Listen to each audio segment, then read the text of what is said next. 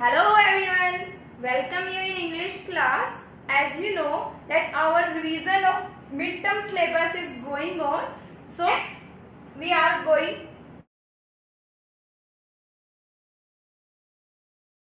to discuss about the poem The Ant and the Cricket. It is the first poem of your reader book, that is along with the chapter first that we had taught in the previous video, the best Christmas present in the world. So without wasting our time, let's start our poem.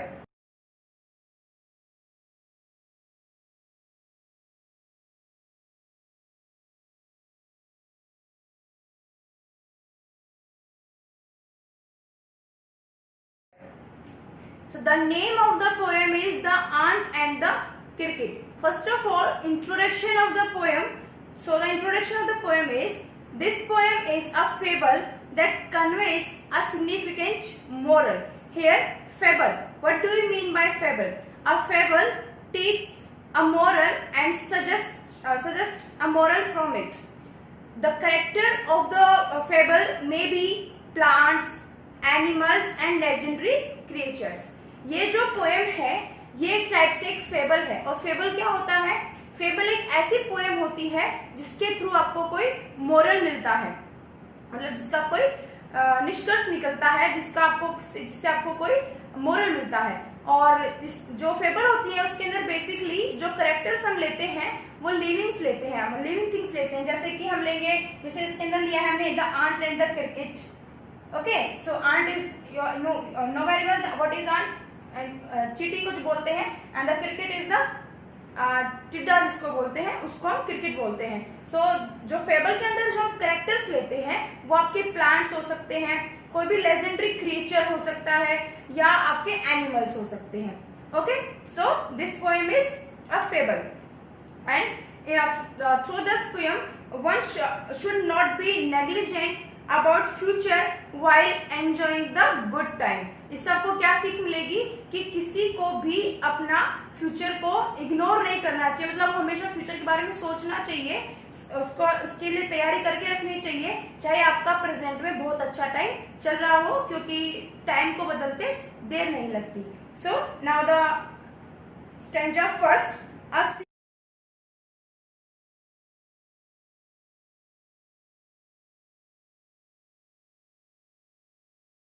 Silly young cricket, accustomed to sing through the warm sunny months of gay summer and spring, began to complain when he found that at home his cupboard was empty and winter was come. Not a crumb to be found on the snow-covered ground. Not a flower could he see, not a leaf on a tree. Oh, what will become, says the cricket, of me? Not a leaf on a tree. Oh, what will become, says the cricket, of me? As you know that the poem is based on a fable and of the diligent ant and a silly cricket. ये जो poem है ये based है basically एक जो डेलिजेंट एक aunt है, एक मतलब हार्ड वर्कर एक आंट है उसके ऊपर, और एक सिली एक बेवकूफ जो है क्रिकेट के ऊपर ये जो फेबल है ये है. So in the first stanza, the poet wants to say that the cricket loved to sing, and thus when the bright days of summer were upon him, he spent them all singing. इस first stanza के अंदर जो poet है वो कहना चाहता है कि जो क्रिकेट है वो जो समर का जो टाइम है, समर सीजन जो है वो पूरा टाइम, मतलब वो उस टाइम पे कोई हार्ड वर्क नहीं करता और वो केवल गाना और सिंगिंग एंड डांसिंग के अंदर वो समर को स्पेंड कर देता है. All he cared about was to enjoy the glorious sunshine, and that's all he did through summer and spring. वो क्या करता है स्प्रिंग और समर के टाइम पे केवल मतलब अपने जो उसका ग्लोरियस टाइम चल रहा है, जैसे कि मैंने आपको बताया कि किसी का गुड टाइम चलता है तो उसको फ्यूचर के बारे में सोचना चाहिए. तो यहाँ ग्लोरियस से मतलब हुआ कि जो उसका गुड टाइम जो चल रहा है, समर का जो टाइम चल रहा है, वो उसके अंदर बिना कोई सोचे समझे सिर्फ अपना मतलब मस्ती कर रहा है, सिंगिंग एंड डांसिंग के अंदर वो अपना टाइम को स्पेंड कर रहा है. Now, however, soon it was time of winter, and to his dismay, he found that his cupboard was empty. He had not stored even a grain of food, and neither did he strengthen his shelter. Now everything was covered in snow. He was left with nothing to eat and no shelter from the snow. अब time निकलता है धीरे धीरे करके, तो जो winter थी वो आ जाती है और समर का सीजन जो होता है वो चला जाता है। अब चारों तरफ क्या होता है, स्नो बिखर जाती है। स्नो मतलब कवर कर लेती है पूरे एरिया को, बर्फ की चादर मतलब से ढक जाता है सारा एरिया। तो फिर वो अपने कबर्ड के अंदर देखता है तो उसका जो कबर्ड था वो एम्प्टी था, खाली था। उसके अंदर एक सिंगल दाना खाने के लिए नहीं था और सर्दियों के लिए उसने अपने लिए शेल्टर की भी, यानी कि किसी आवास की भी, छाया की भी उसने व्यवस्था नहीं की थी, अरेंजमेंट नहीं किया था। तो अब उसका जो अच्छा टाइम था वो निकल चुका था और जो विंटर्स थी वो आ चुकी थी, यानी उसका बुरा टाइम स्टार्ट हो चुका था। सो अब उसको टेंशन हो रही थी। Now the second stanza, at last by starvation and famine made bold, all dripping with wet and all trembling with cold, away he set off to a miserly aunt to see if, to keep him alive, he would grant him shelter from rain and a mouthful of grain. He wished only to borrow, he had repay it tomorrow, if not he must die of starvation and sorrow. Now here is the second stanza.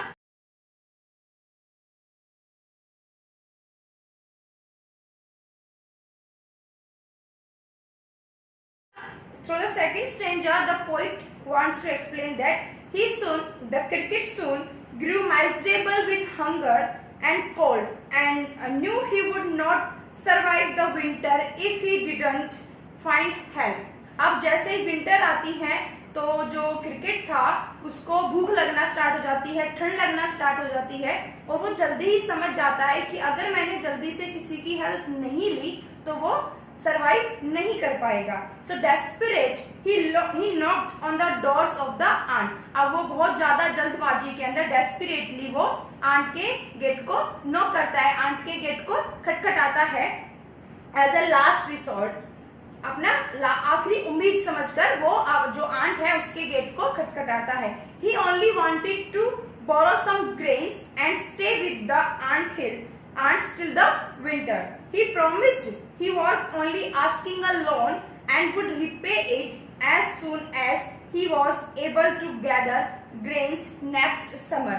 अब वो ants को बताता है कि उसको सिर्फ क्या चाहिए, लोन लेना है। मतलब कि वो कुछ टाइम के लिए उनसे जो चीजें ले रहा है, जैसे ग्रेन खाने के लिए कुछ ले रहा है और जो शेल्टर ले रहा है वो कुछ टाइम के लिए लेगा एज अ लोन और फिर टाइम आने पर वो उसको लौटा देगा। और वो शेल्टर के लिए क्या कह रहा है कि जहाँ आंट रहती है, आंट कहाँ पे रहती है, आंट हिल्स के अंदर, जो मिट्टी के बड़े बड़े बॉल बना लेती हैं वो उसको बोलते हैं आंट हिल्स। मिट्टी के टीले जो बना लेती हैं उनको बोलते हैं आंट हिल्स, जिसके अंदर आंट हिल्स रहती हैं। तो वो क्या कह रहा है, एज ए शेल्टर उस आंट के साथ, उन आंट्स के साथ वो क्रिकेट जो है वो रहना चाहता है और वो फूड ग्रेन्स मांगता है उनसे as a loan. So this is the explanation of stanza second. Now the stanza third.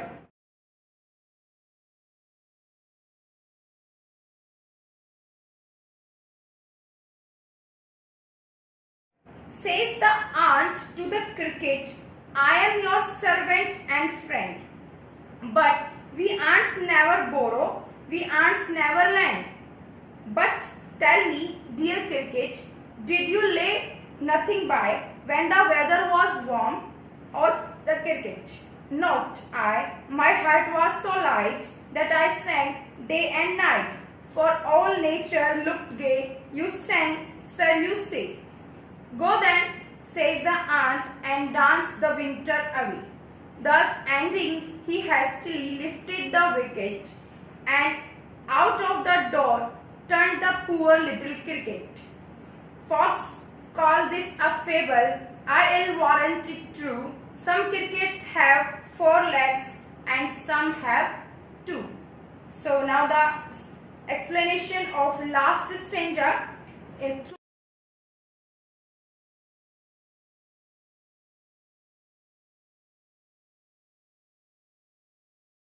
Through this stanza, the poet wants to explain that the aunts, however, lived by a strict moral code.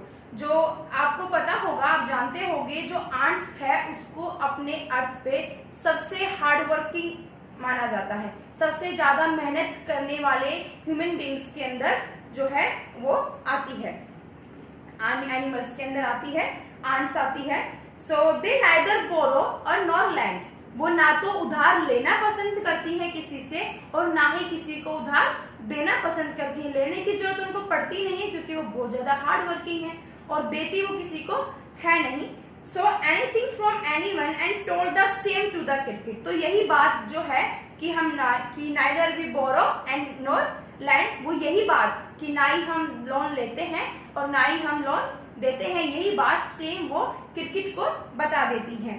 Then just out of curiosity he asked the cricket why he did not save himself some food for the winter months. अब curiosity के कारणवश, जिज्ञासावश, वो जो ants हैं वो cricket से पूछ बैठती हैं कि आपने जब समर सीजन चल रहा था, जब बहुत अच्छा सीजन चल रहा था, तो आपने विंटर के लिए कुछ भी स्टोर क्यों नहीं किया, आपने कुछ भी स्टोर अपने लिए क्यों नहीं किया विंटर्स के लिए। When the cricket respond, जब अब जो क्रिकेट है वो रेस्पॉन्ड देता है, saying he had been singing through the summer and so the aunt got annoyed।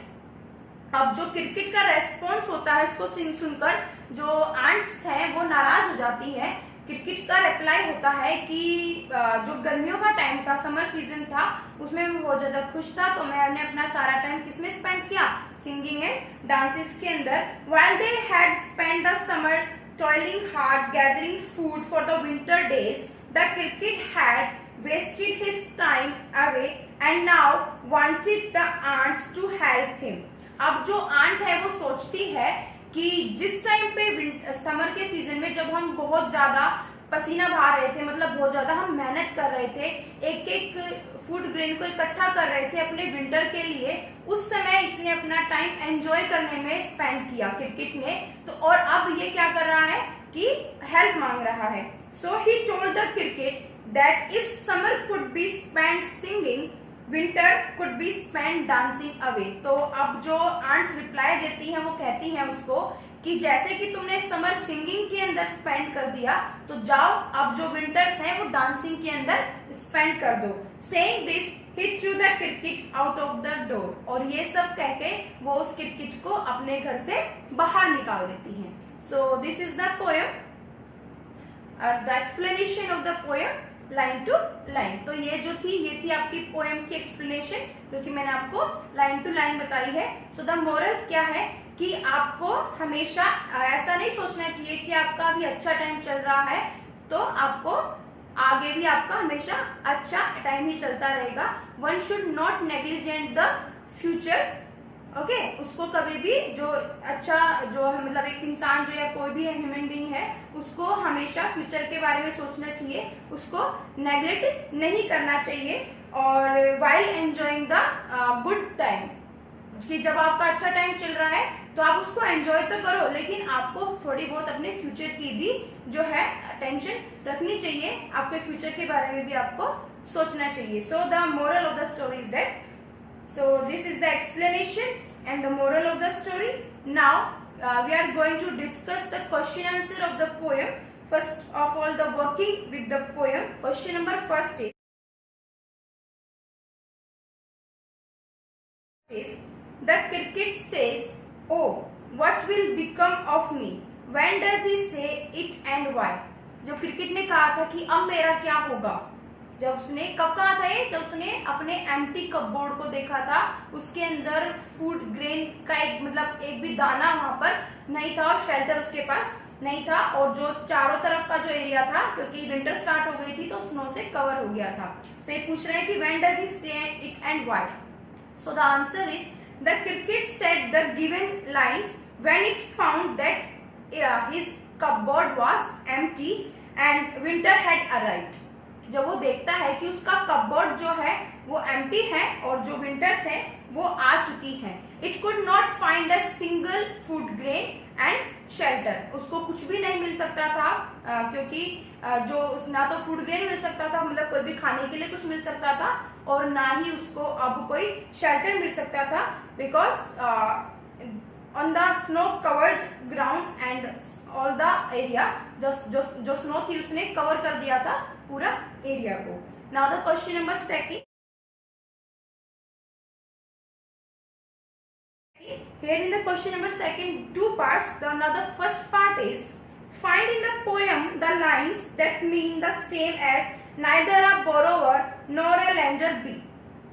ये शेक्सपियर की लाइन है, neither a borrower और nor a lender be. वो क्या कह रहा है कि जो शेक्सपियर की लाइन है सेम इसी से मिलती जुलती लाइन आपको फाइंड इन द पोएम, आपको पोएम के अंदर फाइंड आउट करनी है जिसका मीनिंग सेम होगा. So the line in the poem that mean the same as, अभी आपको एक्सप्लेन किया था, that neither a borrower nor a lender be are but we ants never borrow and we ants never lend. ये जो line आपकी आई थी in the stanza third, stanza third के अंदर आई थी. In the stanza third second line, but we ants never borrow we ants never land, इसका मीनिंग और शेक्सपियर के द्वारा जो लाइन कही गई है उसका मीनिंग बिल्कुल सेम है. Now the second part of the second question, what is your opinion of the ants principles. According to you आपका ओपिनियन क्या है कि जो आर्ट्स के प्रिंसिपल्स हैं, यानी उसके जो उसका जो खुद के विचार हैं, उसके जो उसने सोच रखे, उसके जो प्रिंसिपल्स हैं जिसके ऊपर वो काम करती है वो सही है या नहीं. So I agree with that. The ant says first that one should have save something for the future so that he does not need to borrow or lend. So but I don't agree with the aunt's second principle. मतलब हम उसके first principle से तो agree हैं कि हर इंसान को अपने फ्यूचर के बारे में सोचकर मेहनत करनी चाहिए और उसको अपने फ्यूचर के लिए किसी से, ताकि उसको फ्यूचर के लिए किसी से उधार ना मांगना पड़े. बट उसका जो सेकंड प्रिंसिपल है, if the ant says he is a friend of cricket, then he should also have cricket at the times of distress, as I believe that a friend in need is a friend indeed. लेकिन उसका जो second principle है कि उसने cricket को क्या कहा था, I am your friend and servant, उसने उसको फ्रेंड बताया था. तो उसका जो सेकंड प्रिंसिपल है, जो उसने फ्रेंड की मदद करने से मना कर दिया, यानी कि क्रिकेट की हेल्प करने से उसने मना कर दिया, वो गलत है. क्योंकि जब आपने उसको फ्रेंड कहा है तो एक फ्रेंड जब मुसीबत में होता है तो हमें हमेशा अपने फ्रेंड की मदद करनी चाहिए. मतलब एक फ्रेंड को दूसरे फ्रेंड की मदद करनी चाहिए जब उसको उसकी जरूरत होती है.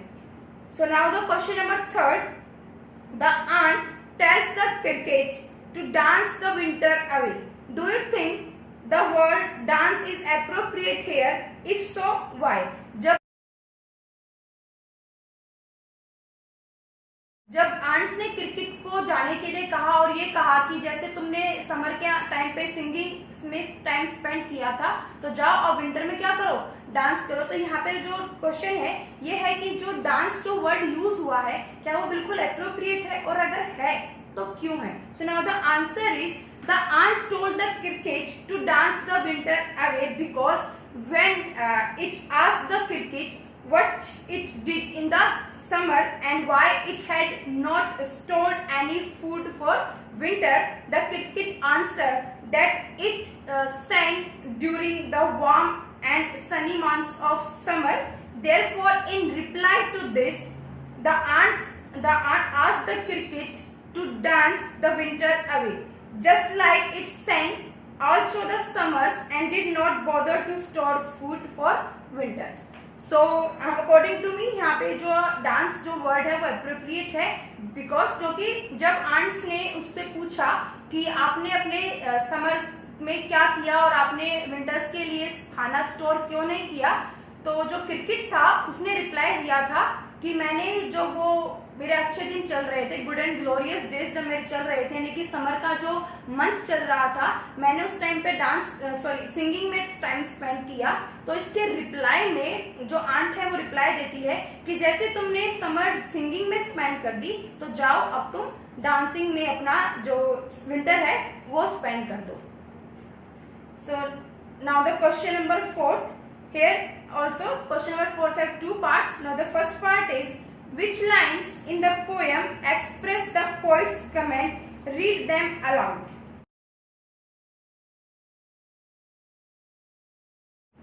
जो पोएट के कमेंट्स हैं उनको आपको लाउडली पढ़ना है. The lines in the poem that express the poet's comment are folks call this fable, I warrant it true.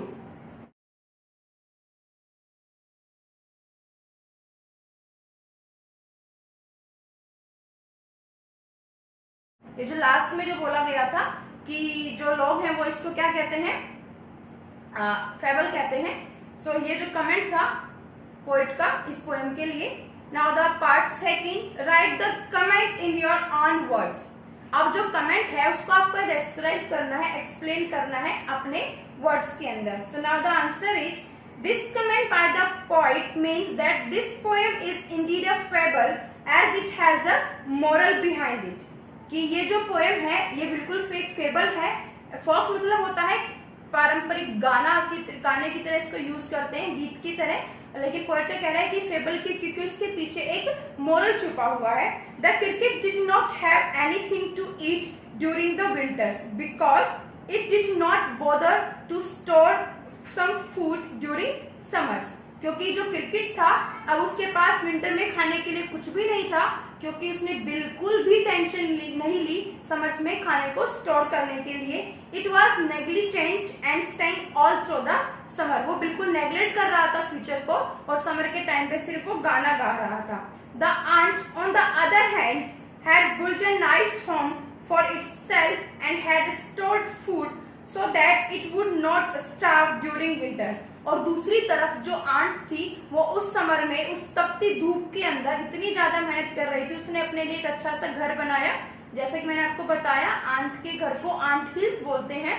वो उसको उसने उसको बनाया, डेवलप किया और उसके अंदर अपने सर्दियों के खाने के लिए उसने अपना खाना स्टोर किया. मतलब जस्ट टाइम पे क्रिकेट अपना एक एंजॉय के अंदर अपना टाइम स्पेंड कर रहा था, बर्बाद कर रहा था, वेस्ट कर रहा था टाइम को. वहीं दूसरी तरफ जो आंट है वो कड़ी मेहनत कर रही थी और उसने अपने लिए फूड को स्टोर किया था विंटर्स के लिए, ताकि वो भूखी ना रहे. It work hard during summers to achieve this. इसलिए उसने बहुत ज्यादा कड़ी मेहनत की थी ताकि वो विंटर्स में आराम कर सके आंट्स में. Thus the moral of the poem is to be prepared for the adverse times and always work hard instead of being negligent. वो क्या पोएट जो है वो क्या कहना चाहते हैं कि आपका चाहे अच्छा समय चल रहा हो लेकिन हमें कभी भी फ्यूचर को नेग्लेक्ट नहीं करना चाहिए और फ्यूचर के लिए हमें हार्डवर्क करना चाहिए ताकि फ्यूचर में हमें उसका बहुत अच्छा result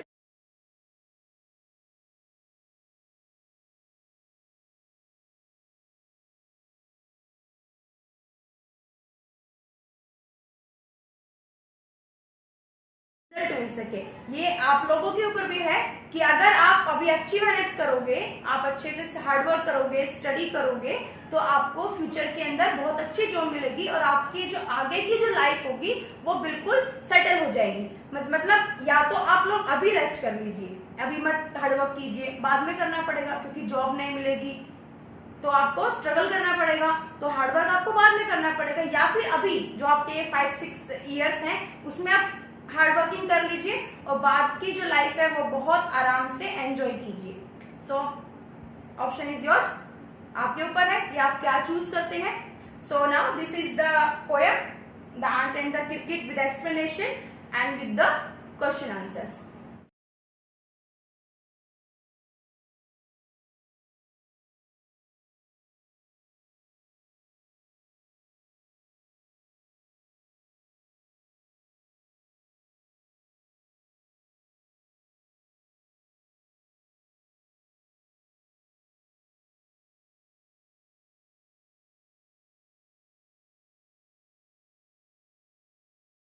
So students, listen the video carefully, revise the poem and try to note down the explanation according to the stanzas in your rough notebook to understand the poem better. Okay, and try to learn it, the explanation and the question answers. So we will meet in the next video. So till then, goodbye, stay home, stay safe. Thank you everyone.